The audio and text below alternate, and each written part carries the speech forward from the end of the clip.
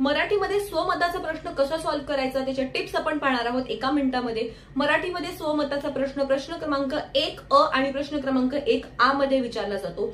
हा प्रश्न लिहिण्यासाठी खूप सोपा आहे, कारण त्यामध्ये तुम्हाला तुमचं मत मांडायचं आहे, हो, बाकी काही लिहायचं नाही। आणि लक्षात ठेवा, हा प्रश्न उत्तरावरून तुम्हाला विचारला जातो, उत्तराला अनुसरून विचारला जातो, त्यामुळे उत्तराचं वाचन तुम्हाला नीट करायचं आहे। उत्तर तुम्ही 2-3दा वाचणार तर तुम्हाला 50% आन्सर उत्तरामध्येच मिळणार आहे।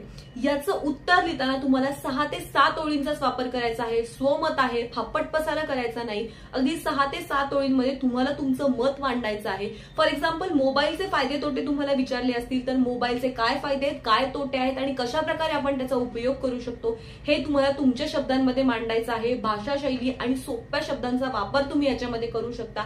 याचा पूर्ण व्हिडिओ माझ्या YouTube चॅनलवर अवेलेबल आहे, लिंक डिस्क्रिप्शन बॉक्समध्ये आहे, नक्की जाऊन पहा। All the best for your board examination.